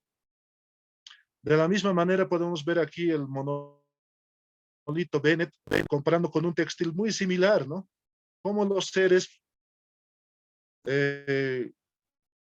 manifiestan de distinta forma sus corporalidades, ¿no? Por eso llamamos hombres cóndores, hombres llama.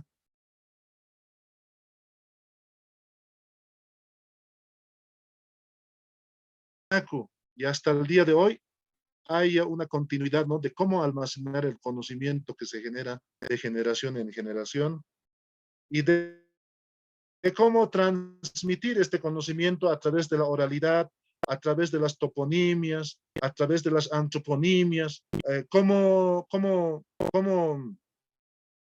pasar la información de generación en generación a través de las imágenes, ¿no? Pues ese es el objetivo principal, digamos, de haber creado y co-creado las imágenes que estamos observando, ¿no?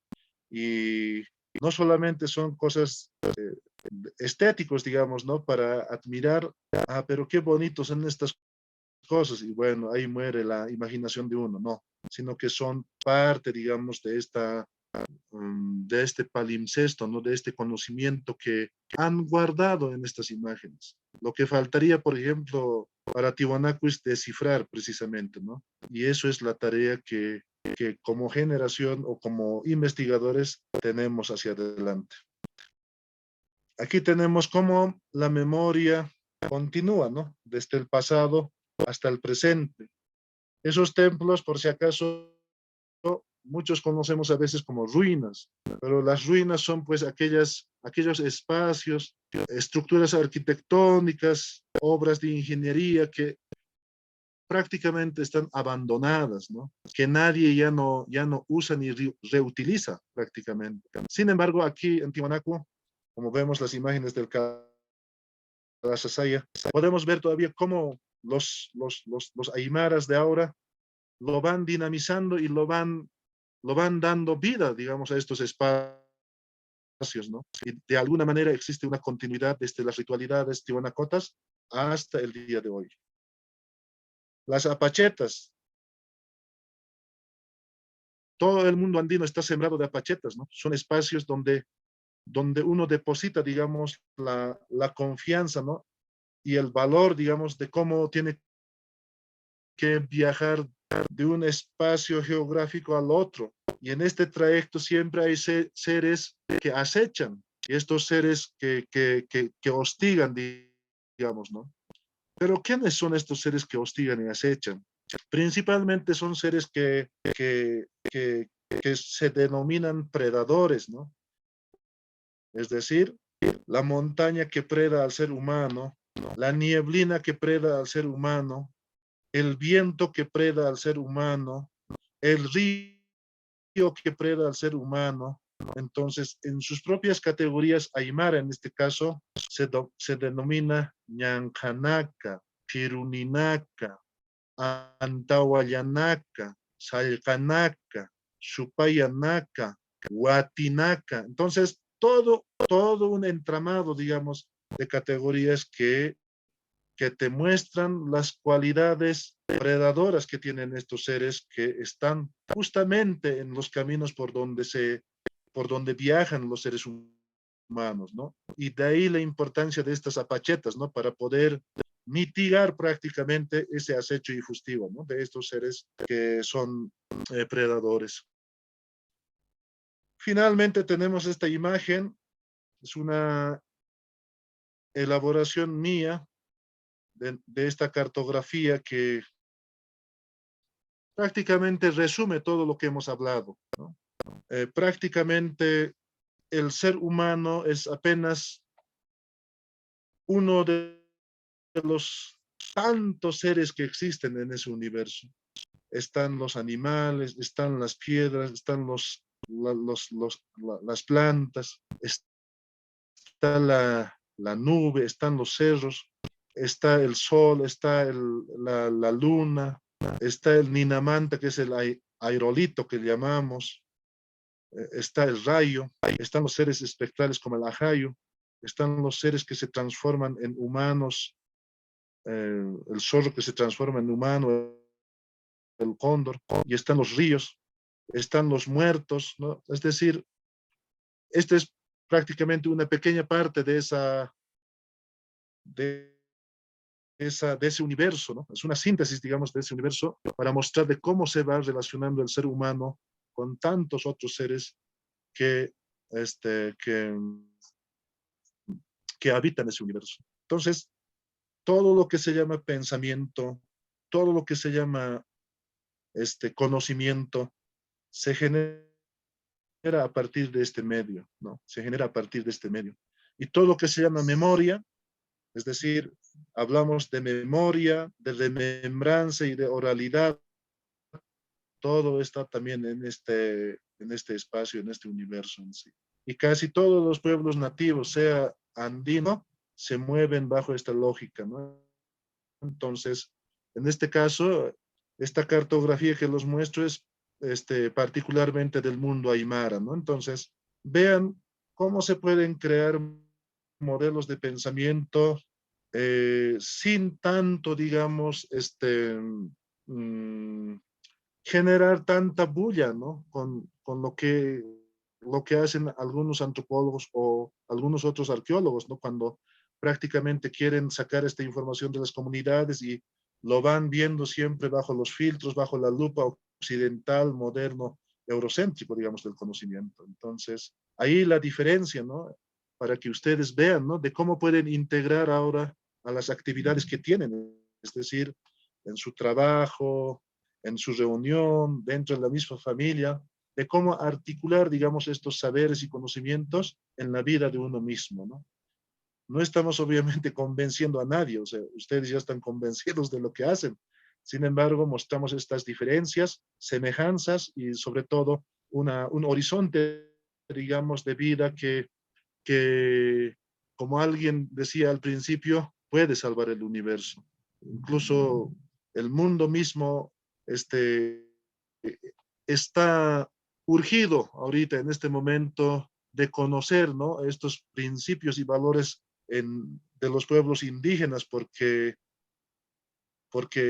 estamos prácticamente en un problema existencial, ¿no? Es decir, la vida del ser humano prácticamente está en peligro, ¿no? Entonces hay prácticamente estudios del antropoceno, ¿no? Esas categorías vamos a tocar en las próximas sesiones, ¿no? Entonces, si la vida está en peligro, entonces prácticamente el ser humano necesita, ¿no? Alternativas de conocimiento para su sobrevivencia en sí, ¿no? Entonces, también bajo esa lógica podemos utilizar el conocimiento de los pueblos nativos. En conclusión, vamos a leer de manera textual, ¿no? Obviamente es una conclusión solamente para esta sesión, ¿no? No es una conclusión definitiva, obviamente, cuando se habla de investigación.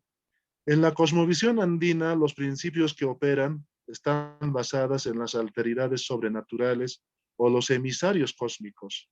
Este es el motivo por lo que los espacios ceremoniales y domésticos están envueltas con los más apreciados y complejos diseños espaciales y gráficos polícromos, ¿no? Entonces, todo lo que hemos desarrollado en esta sesión, ustedes lo tienen en consideración y para esto tienen la bibliografía que es el material complementario a esta sesión. Pueden leerlo y conocer más a detalle, digamos, a fondo lo que he podido, digamos, llevarles a su conocimiento de ustedes, digamos, ¿no? Transmitirles este matriz de conocimiento que hemos desarrollado. Entonces, yo creo que con esto terminamos la sesión por cuestiones de tiempo y bueno, pues damos paso a la sala para que hagan algunas consultas, dudas o comentarios, por favor. Muchas gracias.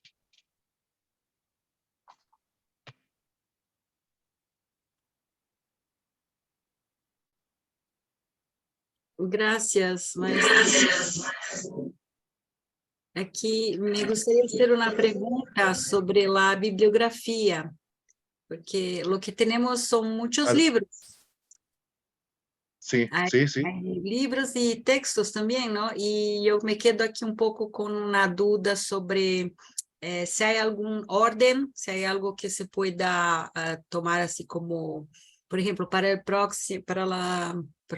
la próxima sesión, ¿qué tenemos que leer? O si se encuentra así algo, porque me gustaron muchos de los temas y todavía estoy un poco con dudas sobre cómo abordar los textos. Incluso hay libros enteros allá, ¿no? Entonces es un poco, ¿qué orientación nos da? Bueno, cada sesión tiene un material complementario, ¿no? Que es la bibliografía. Algunos están, sí, en libros, otros son artículos. Lamentablemente no he podido extraer el capítulo, digamos, del libro. Sin embargo, hay capítulos que están relacionados con el tema que hemos tratado. Entonces, en función a eso, pueden ustedes leer, ¿no? Hay capítulos muy puntuales sobre la cosmovisión y sobre el pensamiento, digamos, de los pueblos aymaras, quechuas, ¿no? Entonces, si van viendo esto, por ejemplo, van a ver de que hay capítulos muy pertinentes, ¿no? Y ahora, si es el artículo, es prácticamente ya, o sea, es de lectura, digamos, sí, obligatoria en sí, ¿no? O sea, está bien. léanlo y bueno, es puntual, ¿no? Es puntual. Está bien. Gracias. Sí, ¿Alguna otra pregunta, sí, duda? una inquietud de maestro. Bueno, con todo lo que usted ha ido hablando y todo eso, considero que, digamos, asume a todo lo que es Tiahuanacu, todo lo que quedó en Tiahuanacu, como una construcción ancestral anterior a los aymaras y quechos. Pero mi duda viene al hecho de que, bueno, existen también escritores, ¿no? Existen investigadores donde dicen que Tiahuanacu no ha sido una construcción humana, sino más una construcción extraterrestre. Y además asumen de que si hubiera sido una construcción humana, aymara, que ha hecho todo eso, por lo menos hubiera habido un contacto o algo en la cuestión de la comunicación, es decir, los Tiahuanacotas tenían sus formas, digamos, de escribir, vamos a decir, ahí están, ¿no? Hay cosas que ha quedado que hasta el día de hoy no se puede interpretar desde el lenguaje, desde la lengua aymara o quechua. Más son escrituras que no lo sabemos. Entonces, Ese desfase me hace dudar y digo, usted lo asume como algo que ha sido aymara y quechua, todo lo que quedó en Tiahuanaco. Bueno, muy buena pregunta, sí. Realmente en los varios cursos que he dictado o charlas, ese sí es una pregunta recurrente, ¿no? En realidad, los que han construido la historia de Tiwanaku y los que han construido la historia de cualquier otro pueblo indígena, han construido pues a partir de sus propios valores de conocimiento, es decir, me refiero al mundo occidental. No hay que olvidar de que, por ejemplo, aquí en Bolivia, recién en la década de los 70, 1970, surgen los primeros intelectuales indígenas, aymaras y quechuas, ¿no?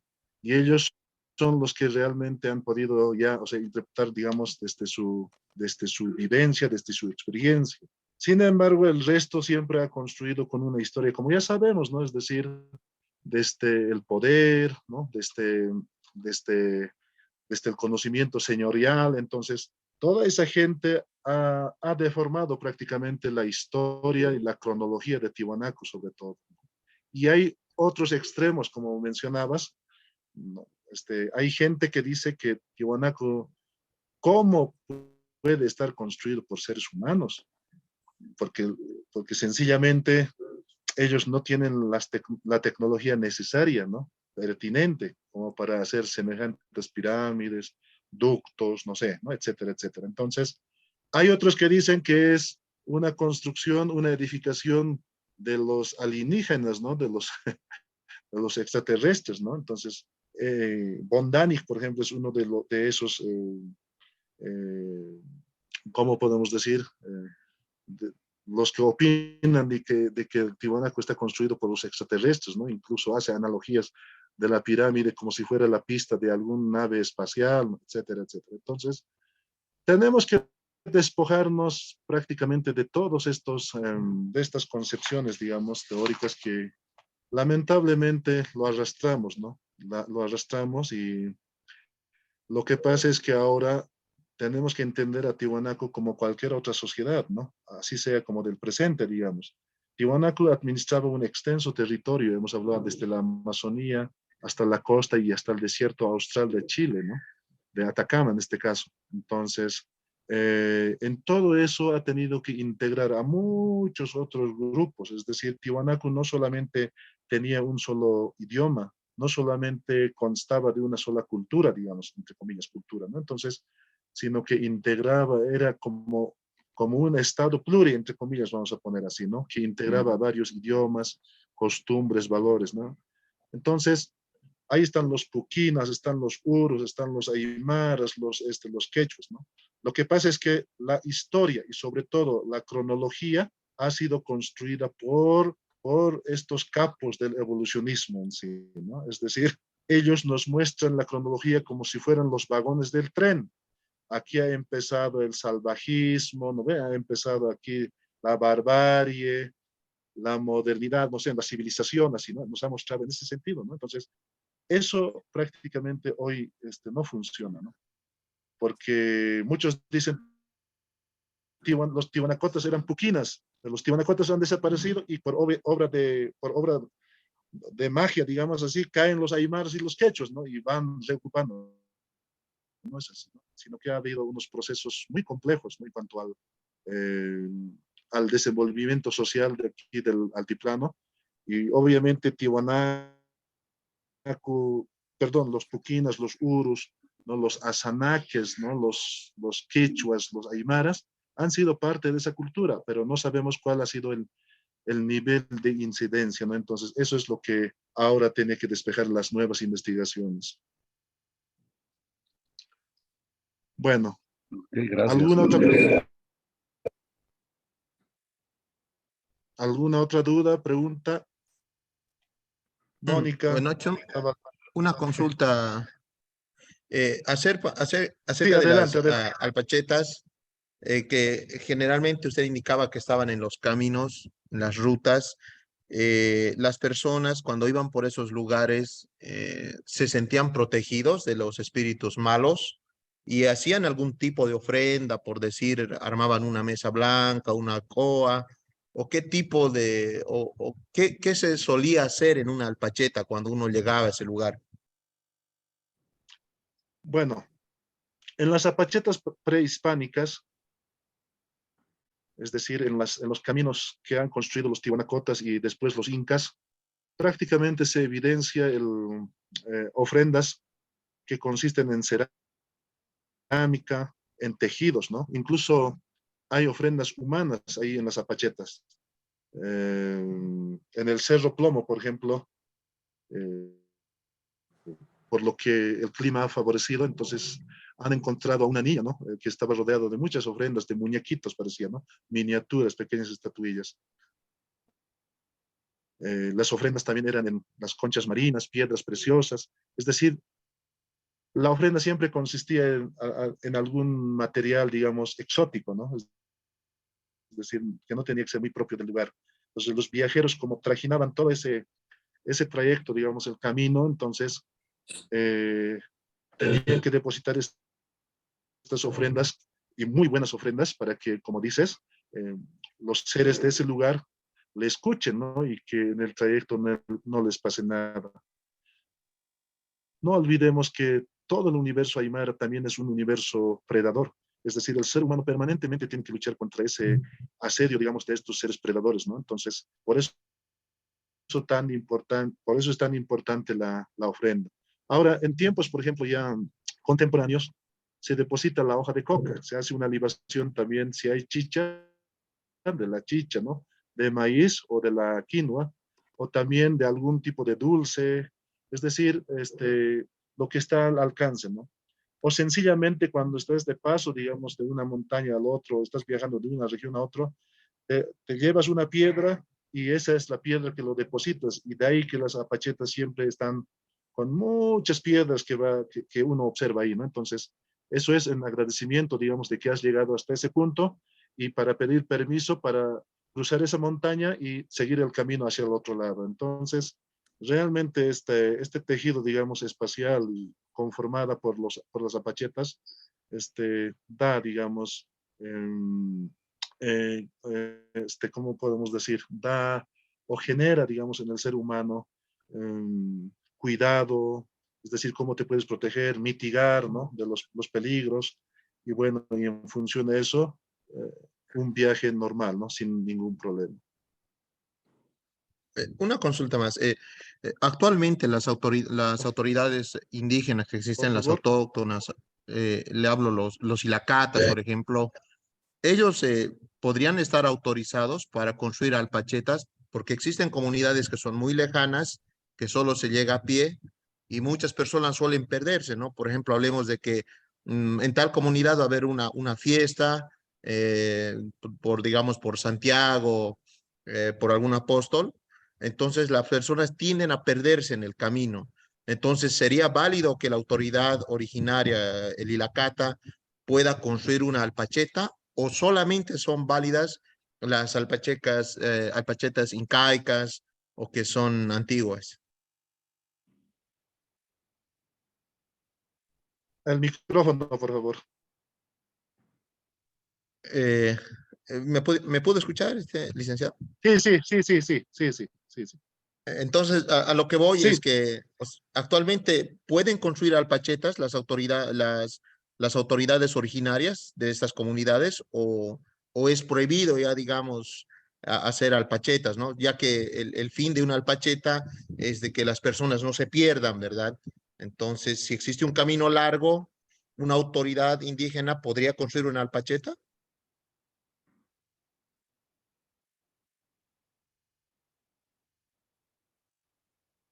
¿Se pueden construir nuevas alpachetas? En todo caso, es mi consulta, licenciado. Bueno, sí, en realidad toda cultura es dinámica, ¿no? De acuerdo a la importancia, digamos, ¿no? de la región a la que quieren acceder. Entonces, hay algunas apachetas que van desapareciendo, digamos, es decir, son olvidados. Hay otras apachetas que están en pleno uso, es decir, van cumpliendo, ¿no?, la función para lo que han sido elaborados. Y obviamente hay apachetas que van naciendo y eso se ve en las comunidades. Cuando, por ejemplo, el Yapucamani, los que hablan aymara deben saber esto, del Yapucamani, es decir, el señor que tiene a cargo durante un año cómo proteger los cultivos, ¿no? Y tiene que proteger de la granizada, de la helada, tiene que proteger de todo eso, ¿no? Entonces la granizada y la helada son pues seres igual que acechan a las plantas, ¿no? Son predadores. Entonces, si no tiene un lugar especial, más o menos parecido a una pacheta donde tiene que hacer su fuego, la fogata, tiene que hacer la coachada, ¿no? Entonces prácticamente la comunidad le deja todo el cargo a ¿no?, a Yapucamani. Entonces pueden aparecer nuevas apachetas, ¿no? Así también pueden desaparecer. Entonces las comunidades, las unidades sociales siempre son dinámicas, ¿no? Tienden a desaparecer muchas cosas y sin embargo van apareciendo otras cosas o se van moviendo de lugar. Si bien el camino, digamos, era por el lado este o por el lado sur o norte de la comunidad, pero de repente, por ciertos intereses, digamos, de tipo espiritual, simbólico, tal vez económico, o por el acceso a un tipo de recurso, entonces va cambiando y se va dinamizando esto, ¿no? Entonces, tenemos que entender todo esto bajo una dinámica, ¿no? No se ha quedado congelado en la época tihuanacota o incaica, ¿no? Licenciado, si me permite una Sí, adelante, reflexión. adelante.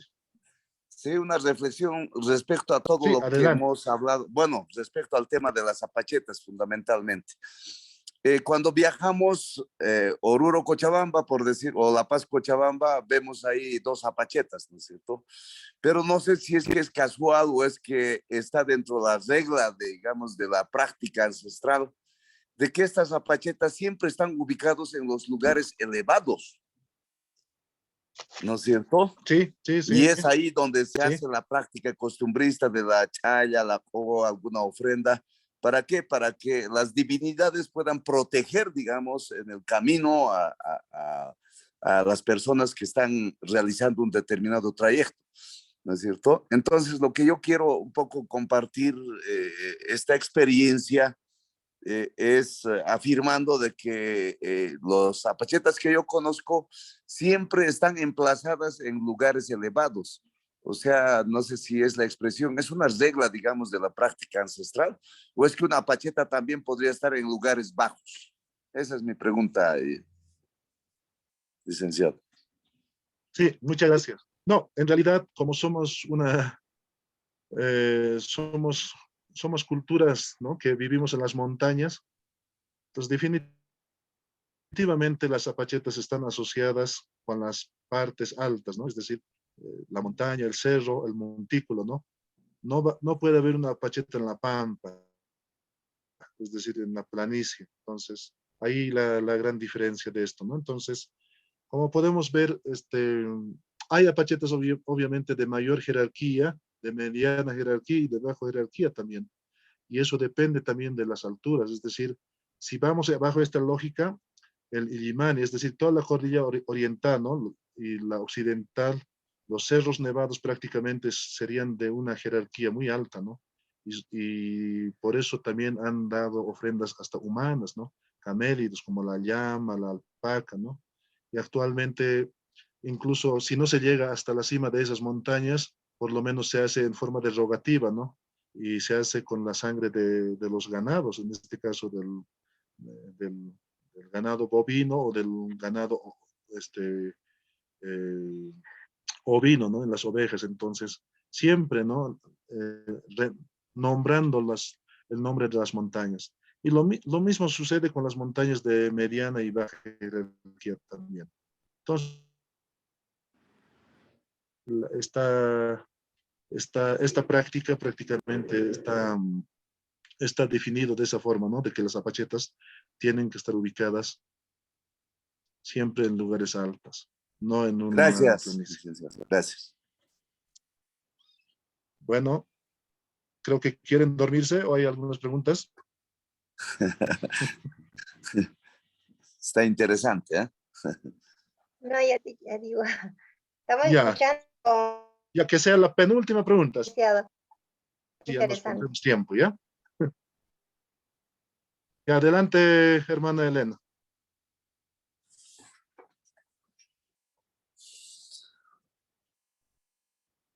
Adelante.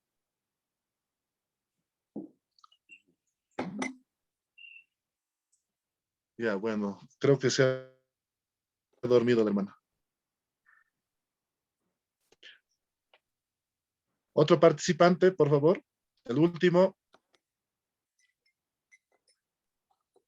Buenas noches. Disculpe, ¿podría repetir, por favor, ese concepto del tubo ovárico que habló al principio, por favor? Ah, bueno, con mucho gusto, sí. En realidad, se ha puesto esta categoría para, para los seres que van naciendo de las nubes, ¿ya? Por ejemplo, en la región sur del lago Titicaca, en diferentes comunidades en sí, la gente mira cómo va cayendo la lluvia, pero de repente se va proyectando como una especie de, como hemos dicho, de mm, remolino, no sé, ¿cómo lo llamamos esto cuando viene así? Me he olvidado. Tornado. Como un tornado, perdón. Exacto, como un tornado que se va proyectando desde el cielo hasta el suelo, ¿no? Entonces, todos los abuelos mencionan de que este tornado, vamos a poner así entre comillas, es el útero, ¿no? En Aymara dicen, Cayuchawa, Kinay Cayuchawa, Tunaka, Asirunaka, Chalwanakwa, Haiti. Es bien concreto, es decir, es el ovario, ¿no? Que baja de la nube y de este ovario nacen las serpientes, los peces y los anfibios. Bien concreto. Entonces, por eso lo hemos denominado como el tubo ovárico, porque es así como un tubo, como, como un caño, o como un ovario en realidad, ¿no? De la nube, ¿no? De donde nacen estos seres. Esto vamos a tocar por eso en la segunda sesión. Es un tema realmente muy interesante de cómo en vez de nacer humano, nace vegetal, en vez de nacer animal, nace humano. Es decir, realmente los úteros, digamos, están en cualquier lugar del universo aymara, quechua o amazónico, es decir, en donde viven las comunidades indígenas, ¿no? Entonces, dejaremos esto hasta el jueves y vamos a desarrollar en pleno, por favor. Muchas gracias. La última pregunta, por favor. ¿Eso era? ¿Alguien más?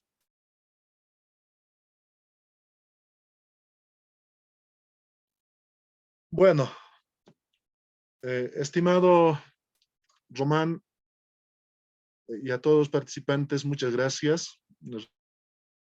Realmente es un espacio de mucho aprendizaje. Yo también aprendo mucho de ustedes y creo que es el aprendizaje siempre recíproco, ¿no? El AINI que decimos, ¿no? Entonces, para el jueves, por favor, va a estar ya la bibliografía pertinente para la segunda sesión y vean, ¿no? Por lo menos vean uno de esos textos para que tengan idea de las cosas que vamos a hablar. Sin embargo, los temas que todavía no se han tocado, tal vez les puedo facilitar ya de manera personal. Son 2 artículos que también he escrito relacionados con estos seres, ¿no? Y también tal vez esto les puede ayudar, digamos, a entender, digamos, de qué he hablado. Por cuestiones de tiempo, a veces no podemos desarrollar así de manera muy, ¿no? Muy alargada, ¿no? Entonces, de verdad, agradecerles por el interés y vean, ¿no? Las diferencias. O sea, no estoy diciendo que ya no piensen como los occidentales, no. Ese pensamiento también es necesario, ¿no? solo que este pensamiento es lo que se ha sobrepuesto siempre, ¿no? Y lo que se trata es levantar esa alfombra del conocimiento occidental y visibilizar pues lo que está debajo de ese conocimiento, ¿no? Entonces, tal vez esto sea una alternativa para salvar este problema existencial, es de vida o muerte prácticamente, o sea, si uno llega a pensar las cosas así de manera seria, realmente estos conocimientos ancestrales nos pueden ayudar por lo menos a mitigar, ¿no? el problema a lo que se está dirigiendo el universo y el problema de la existencia misma del ser humano. Muchas gracias de verdad y el día jueves nos vemos a las 20 horas, por favor. Muchas gracias, que tengan un bonito descanso. Gracias, hermano, igualmente. Buenas noches a todos. Buenas noches a todos. Buenas noches, licenciado. Gracias con todos. Buenas noches, Buenas noches a todos. Y que sin cama.